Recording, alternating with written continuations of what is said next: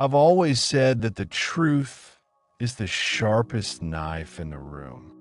But for some reason, people are convinced it's made of plastic. They pick it up carelessly, swing it, laugh, until they accidentally cut their own fingers.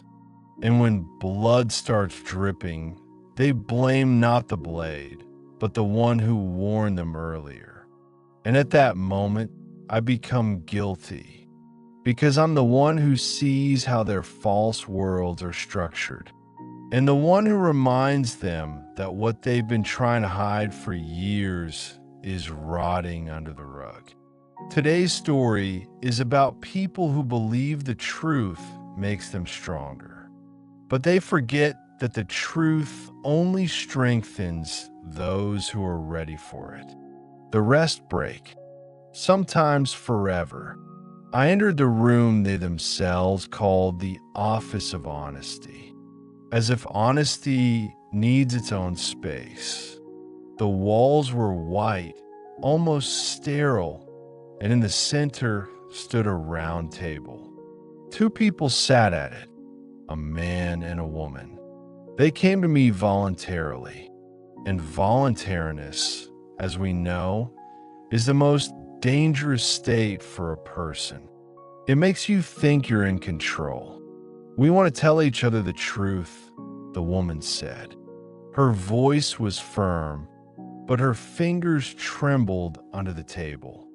I'd seen this too often to be mistaken. We want to understand why we're hurting, the man added.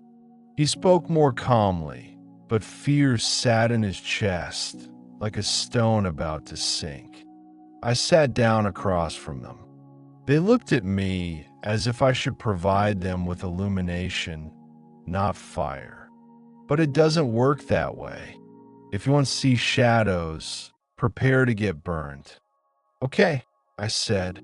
Then let's start with what you're most afraid to tell each other.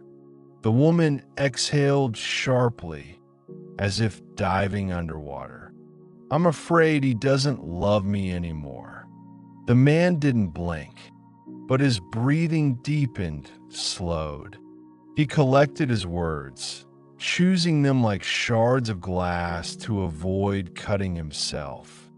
I'm afraid, he said, that she never understood me. That's all. 8 seconds, and their world was already beginning to crack. I've seen many couples, happy, unhappy, some who can pretend, and some who can't anymore. But this couple was different. They didn't come here to save themselves. They came to find out who was to blame. And I'm their only judge. Self-appointed, of course. Okay, I said. Now tell it to each other. The woman looked at the man. There was enough pain in her gaze to dim the room, if the light had been driven by emotion. It's like you become a stranger, she said. You're here, but you're not there. The man lowered his eyes. He was afraid to meet her gaze, because he knew the truth would be there. The truth he didn't want to acknowledge.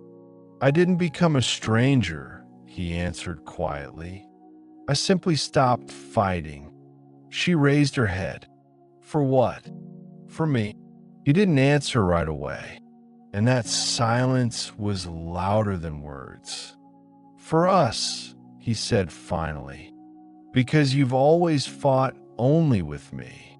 The room fell silent. I let that silence linger. It corrodes people better than any tool, but it doesn't destroy them. It reveals their true form. You came here looking for the truth, I reminded her. But the truth doesn't always tell you what you want to hear. Let's start with the simple. You both love each other. But love is just material, and you don't know how to build with it. They looked at me at the same time. They were waiting for an explanation. They always are. People think I'm going to say something like, you need to talk to each other. But no, They've already tried, and they still came here. Let me tell you a story, I said. A story about two people who were like you. They nodded.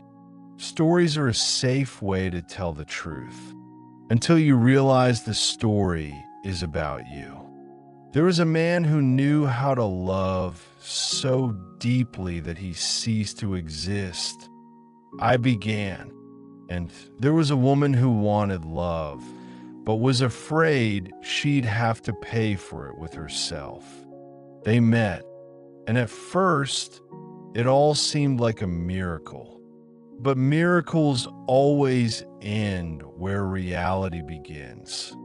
The woman listened, leaning forward. The man leaned back in his chair, as if trying to distance himself from my words. He gave himself entirely to her. I continued, and she felt herself drowning in his love. And the more he gave, the more she retreated. He didn't understand her retreats. She didn't understand his sacrifices. And they both thought the other was doing it out of spite. "Why are you telling me this?" the woman asked. "So you understand that your pain isn't unique," I replied. "And because it always begins the same way. A person stops being themselves to please another." Lumen sighed. "So, am I to blame?" I shook my head. "You're both to blame. And at the same time, neither of you. Because you try to love without knowing who you were." The woman turned away. She didn't want to cry. People never do. But tears come precisely when words hit home. "Okay," the man said. "Then tell us the truth. The whole truth. What's wrong with us?" I looked at them. I saw their fears, their desires, their hidden past grievances. They sat before me, emotionally naked, though they try to hold on. "The problem is you're telling the truth incorrectly," I said. "You're using it as a weapon, not a tool.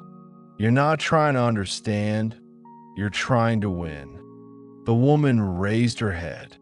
"I don't want to win. I want him to hear me." "No," I said. "You want him to change. Those are two different things." She fell silent. The man said quietly, "And she isn't the same anymore."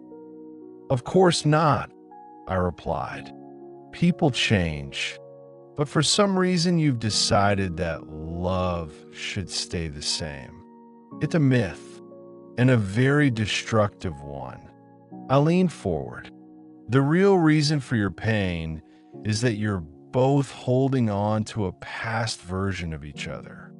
And the past is always a home you can't return to. It burned down long ago." They sat quietly. Their breath trembled, but not from fear, from understanding. Now I had to get to the main point, to what they had come for. "Do you think the truth heals?" "No, the truth breaks. What heals is choice. What you will do with what's left of you after it." The man looked at the woman. His gaze was filled with something new, not pain, not pity, understanding. "I really stopped fighting," he said, "but not because I don't love you, but because I thought you were better off without the real me." The woman covered her face with her hands. "And I thought you were tired of me. I'm tired of us both pretending everything was the same."